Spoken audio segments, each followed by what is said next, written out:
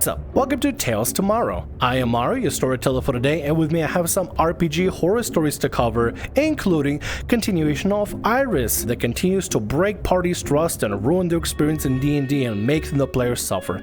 We have a part 3 over here. The Ballad of Iris, Betrayal Mountain Part 3. Hey there y'all, today is finally the time to crest the peak of Betrayal Mountain. Thus far, most of the betrayals that I've typed out have been in-game. The ones that saved in this last entry are the ones that hurt on a more personal level, as they were mostly out of game. Some of these only 1 or 2 people witnessed, some of them were all there for. Buckle up, thank you for reading, and please learn these red flags so you never pull a stupid like we did. Starting small. I mentioned that I started my first campaign while I was still playing with Iris. I covered most of this, but I'd like to explain on it a bit.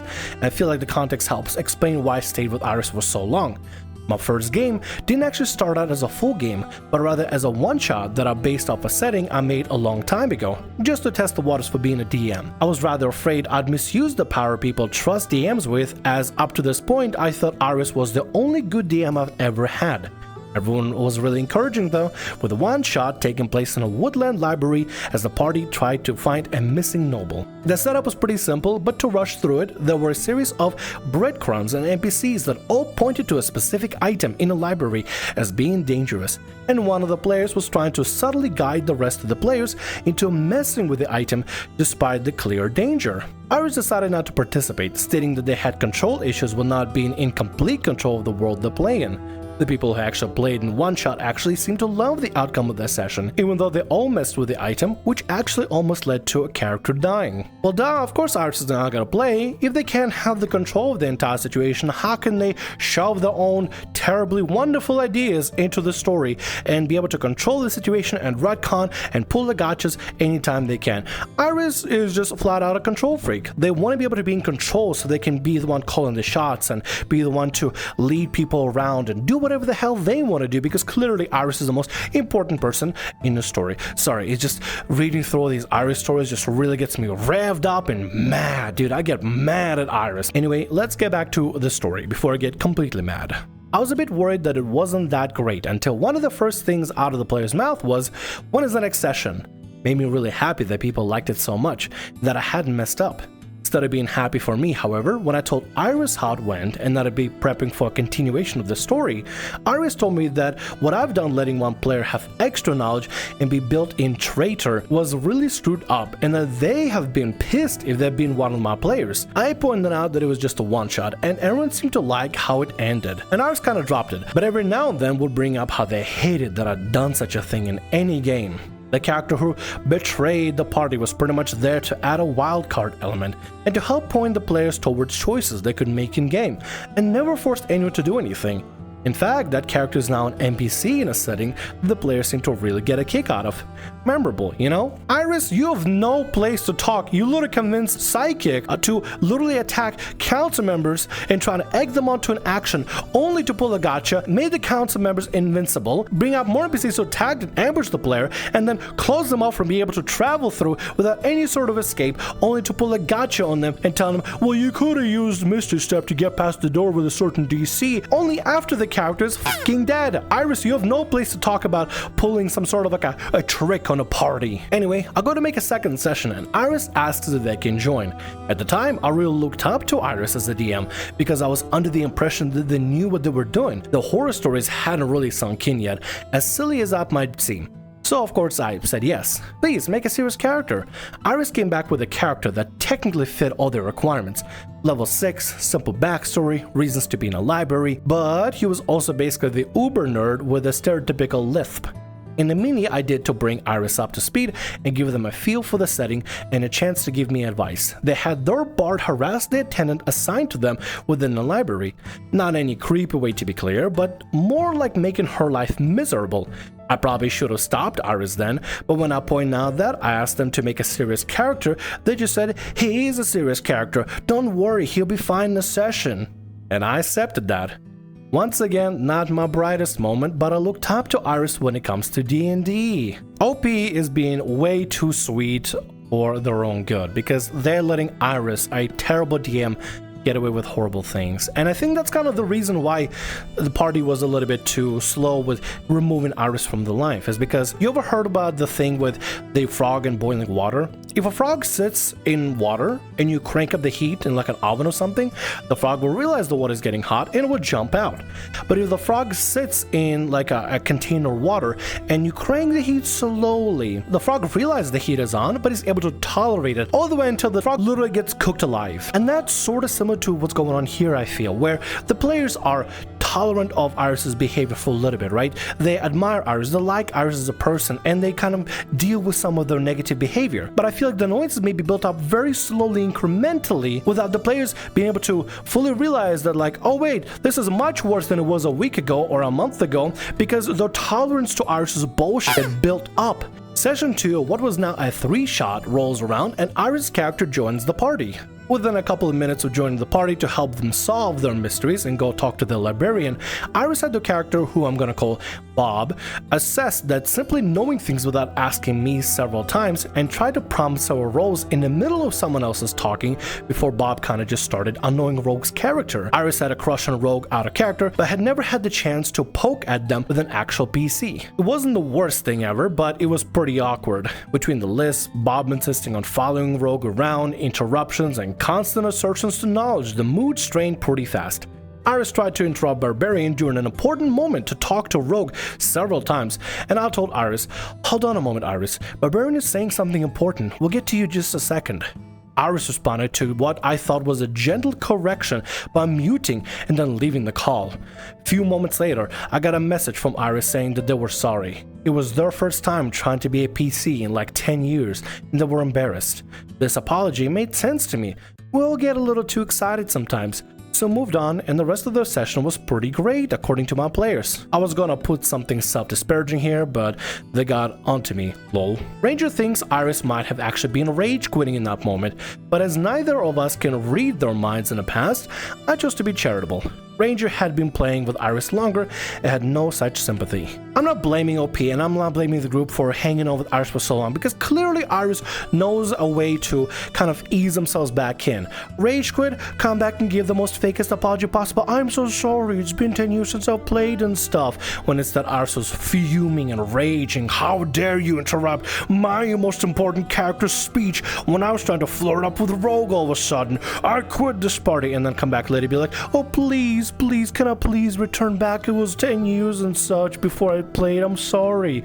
Without actually being apologetic. I bet the apology was fake as fuck too, honestly. Iris sounds like somebody that would come up with fake apologies. Fast forward several sessions and One Shot has morphed into a full campaign. We've expanded everyone's backstories, the world lore had been presented, and the party is getting ready to set out in their quest.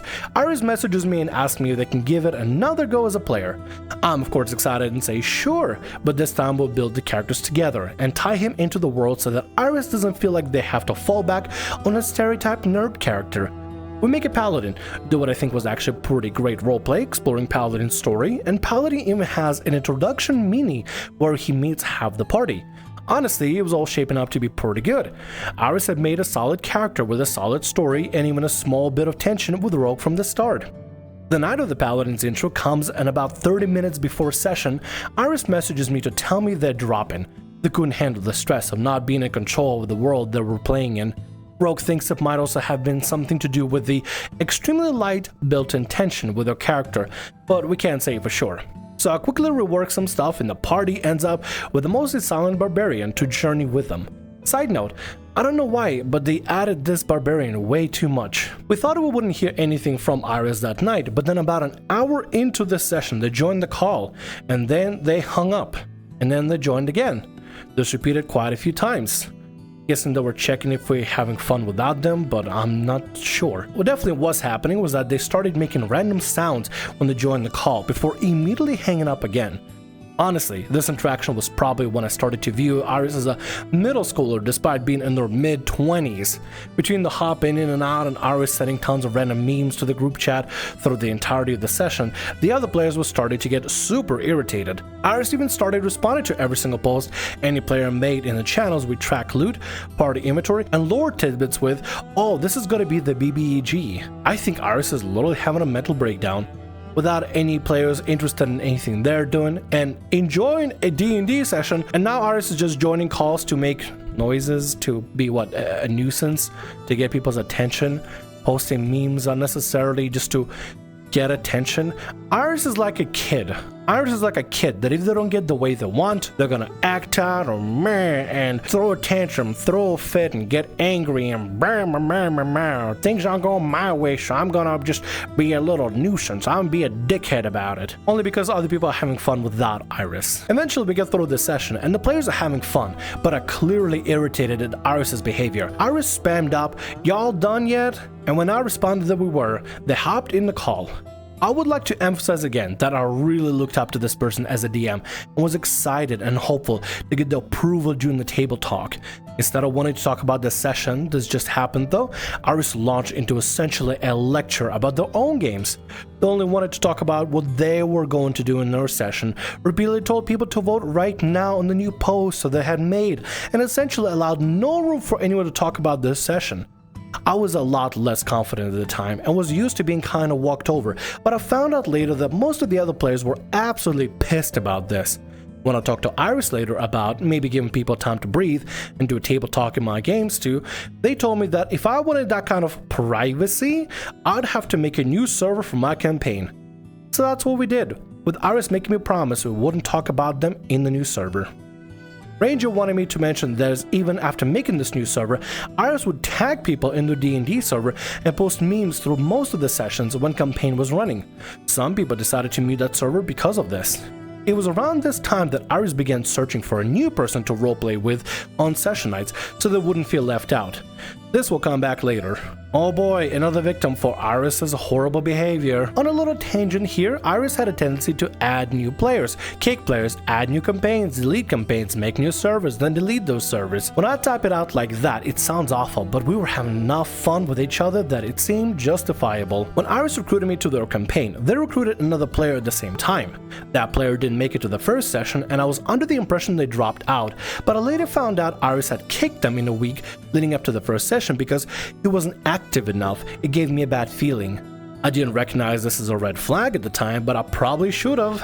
Within the next 6 months, Iris kicked I think 9 or 10 players, some for valid reasons, most for less valid. Ranger is informing me that in Iris's longest lasting campaign, Iris had a total of 21 players come and go in less than a year. Iris would make a new campaign, add a new server to go with it, although most of that happened before I joined the group. Whenever Iris cancelled or ended the campaign, they would delete the server without warning and without giving people a chance to save anything, often without telling people the campaign was cancelled. At one point, Psychic woke up to find the server gone and thought they'd been kicked from the group. A little after I was brought into the group, Ranger laid down an ultimatum that if Iris deleted one more server without warning, Ranger would not join the next one.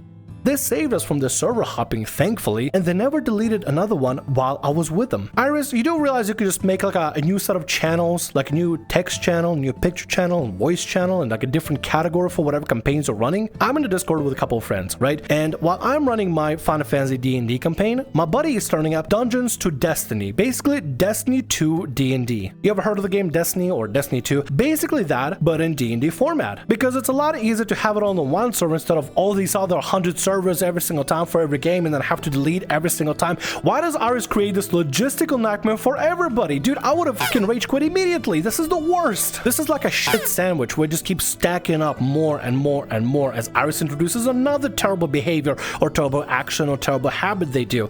Oh my god, this annoyance sandwich, this Iris annoyance sandwich is going to be the worst. I'm not going to be able to get the taste out of my mouth. Unfortunately, this didn't stop Iris from deleting campaigns or Roll20 campaigns. Honestly, I could probably make a post on just one deleted campaign, but I don't have the energy for that.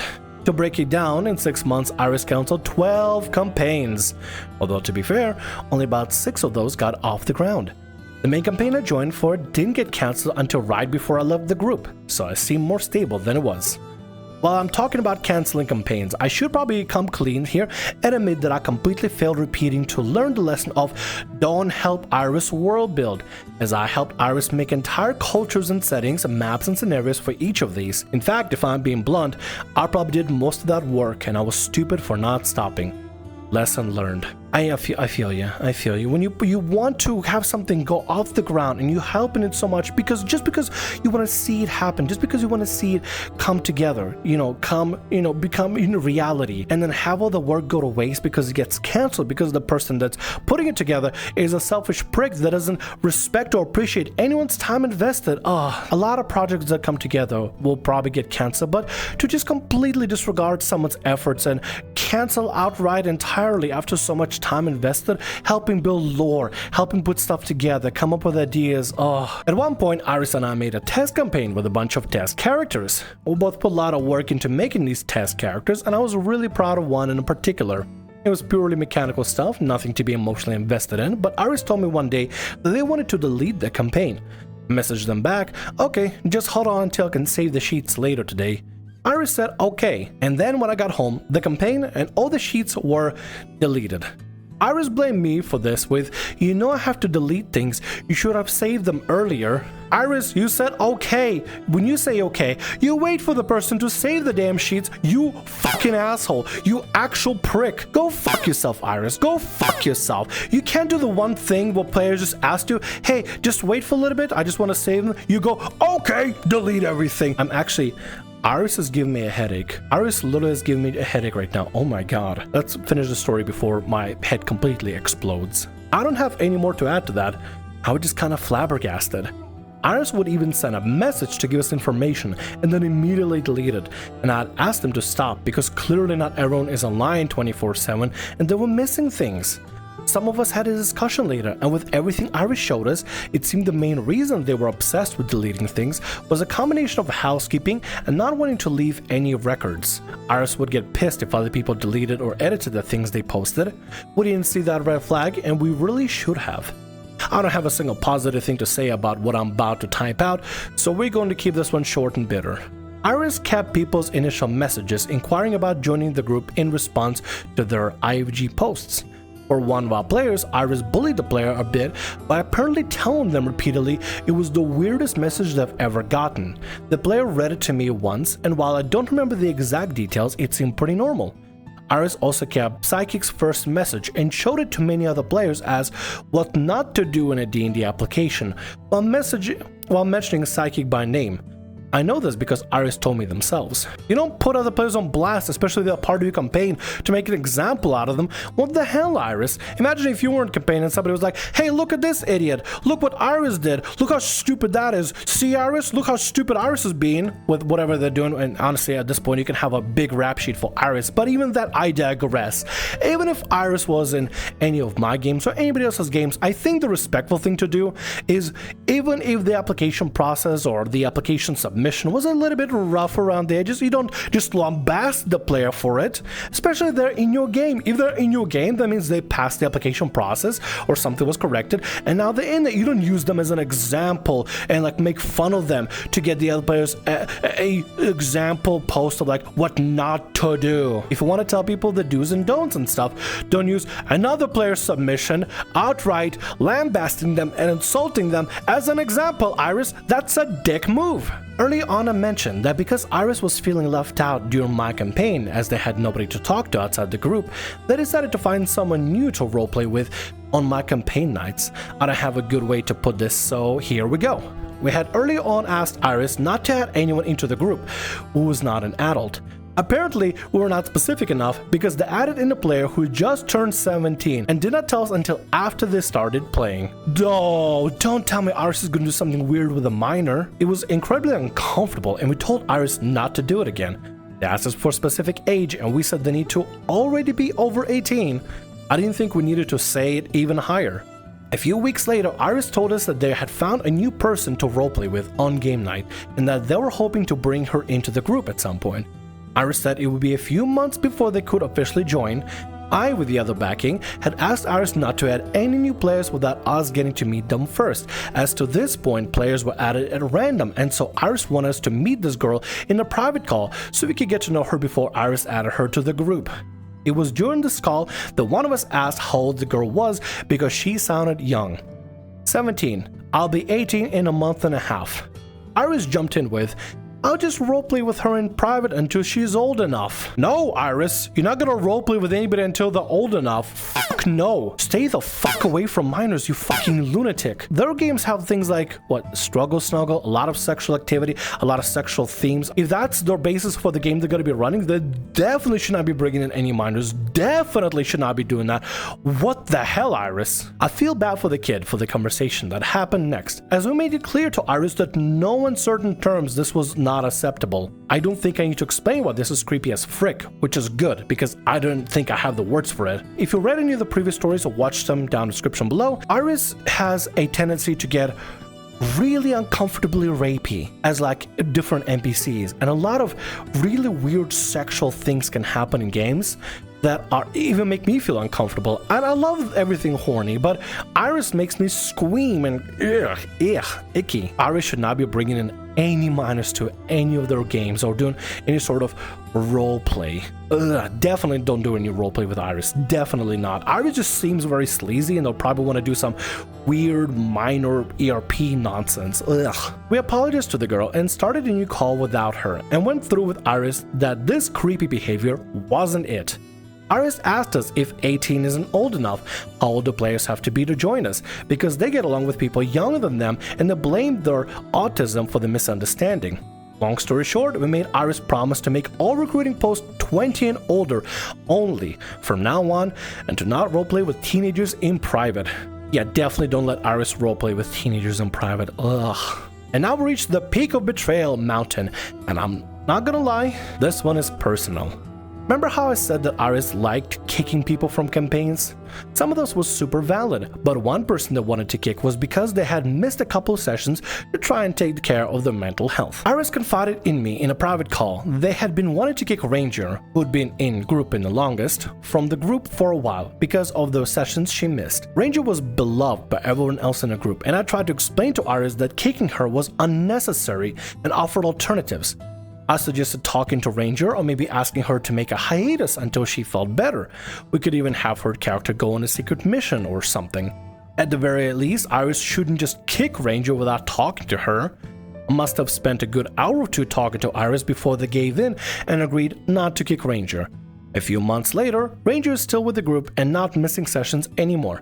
Things were going okay, honestly. We were sharing stories, and one involving one of Ranger's characters came up, and Iris decided to share the following. Ranger is lucky she was still in the group. OP tried to convince me to kick her months ago because she was missing so many sessions, and I had to talk her down. It was precisely that moment that I checked out from trying to help Iris in any way. The group departed from Iris less than a month later. That's a story for the next and final post, where I will write about why Iris is called Iris, how we tried to fix things, and how the group is doing now. Thank you for reading out incredibly long vent. Wow, Iris is doing some sort of toxic, snaky behavior? Who would have guessed? Bro, that is so terribly awful of Iris. You arguing for a player not to get kicked when Iris wants to kick him, and then Iris is like, well, good for you, Ranger. I made sure that you wouldn't get kicked because OP wanted to kick you. What a bastard. What an absolute sack of shit. And with that, that's gonna be all our stories for today. I want to thank you very much for watching, and thanks so much for being here. If you like what I do, consider subscribing to the channel and leaving a like. Also, if the RPG Horror Stories ever goes down, or if you want to submit your own personalized horror story, email is down in the description below. I'll see you again in more Tales Tomorrow. Bye-bye.